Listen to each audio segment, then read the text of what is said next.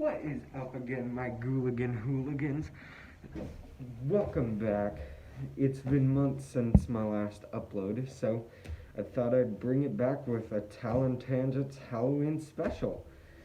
Now, this is a list of my top 5 spooky moments from games.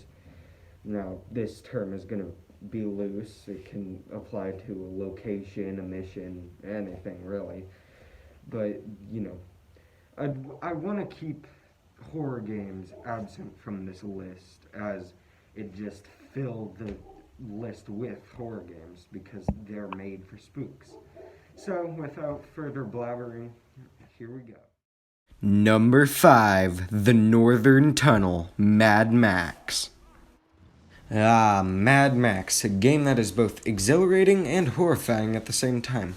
Not only does the game have a depressing backstory, but it has plenty of terrifying locations sprinkled about the wasteland.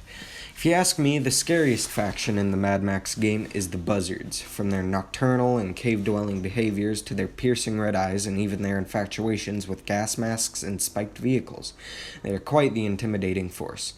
One of their camps stands out, though, the Northern Tunnel. Right next to Gastown and flooded with waste oil, these tunnels used to be a part of a Morton Joe's war rig convoys, but were blocked up when one of the rigs was assaulted by the buzzards.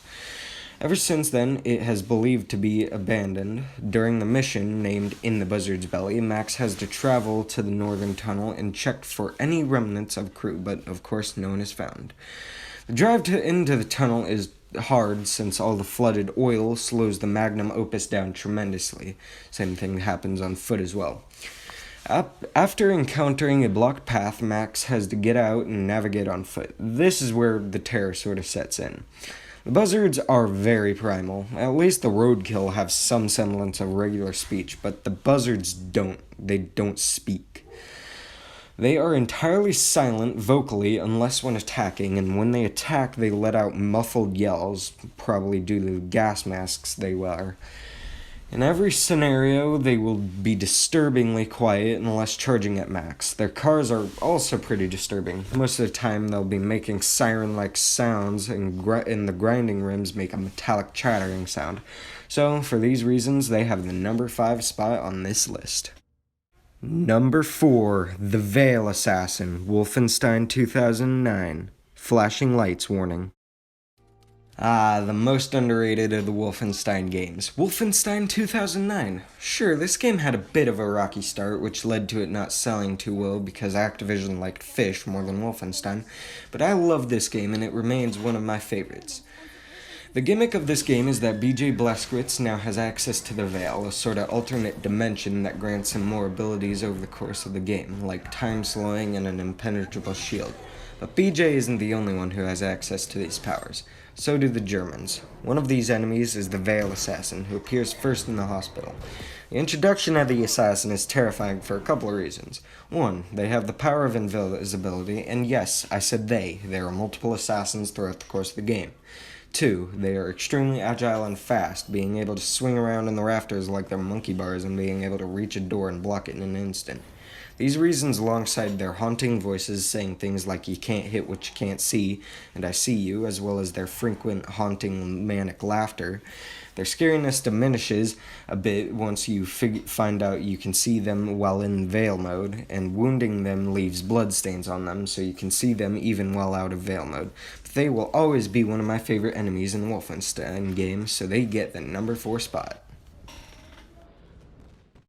Number 3, the Sonic the Hedgehog CD American Boss music.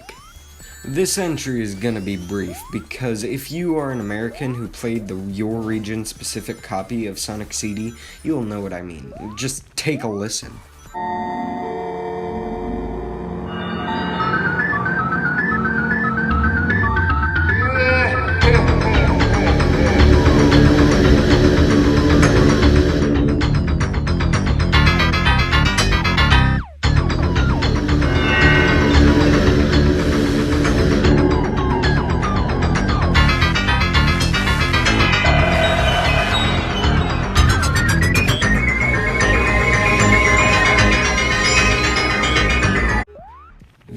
multiple tones, scraping backdrop buzz, and the intimidating laughter would put any unsuspecting player on edge. Couple that with a fact of time travel and bad future zones in this game, this would traumatize anyone playing the game for the first time. The US boss music isn't the only horrific thing in this game, because if you go into the sound test part of the game and enter a code, you get this nightmare fuel.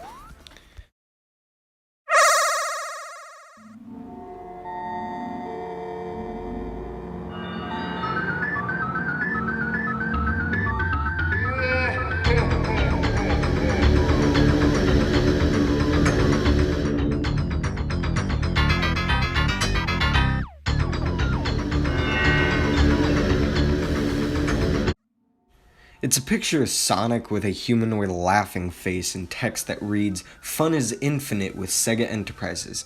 This isn't the only Easter egg in the game, as there's also a secret screen that shows a muscular humanoid Sonic.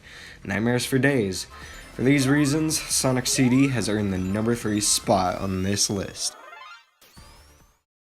Number 2, The Butcher, Dead Island. Ah yes, Dead Island, definitely a classic when it comes to zombie games. Out of all the freakish infected creatures in the game, the Butcher takes the cake for the scariest. The Butcher is first encountered when you're in a village looking for a character named Afran. You see a survivor getting brutalized by it, swiping its claws at it and tearing the survivor into bits. On the subject of claws, let's take a look at the Butcher itself. Obviously, the most striking feature are its arms. They're bloodied stumps with sharpened bones at the end. These are its primary method for attack, swiping rapidly at the player. Its other noticeable feature is its face, which is very skeletal but still has enough muscle remaining that it can move its jaw. Like the infected, the Butcher runs as fast as the player, so it's very hard to outrun it, and it is also strong enough to send the player flying like the Thug can. Most of the time when I encountered one, I would try and get atop a building and drop grenades or explosives down to it, or get in a car and run it over. Cheap tactics, I know, but it's better than dying. So, for these factors, the Butcher gets the number 2 spot on this list. And now, for our number 1 spooky moment in a game. Here we go. Number 1, the Volatile, Dying Light. And here it is, the scariest, moment in a game. Or at least this time around it is. The Volatile is truly scary. For one, they hate the sun, so they only come out at night or stay in dark places. Another reason is that their appearance is just ugh. Their mouths open up like a predator's mouth, 2 pieces of the jaw extending outwards. Their rib cages have also pierced through their chest, forming spiky armor. Speaking of that, the Volatiles seem to have a thick bony plate on their chest that appears to be armor. Or at least this is the case with the blue Volatiles, a mutation of the regular ones from Dying Light the following. The first time the player meets a Volatile is after burning a crate. The Volatile jumps the player and they are forced into a chase.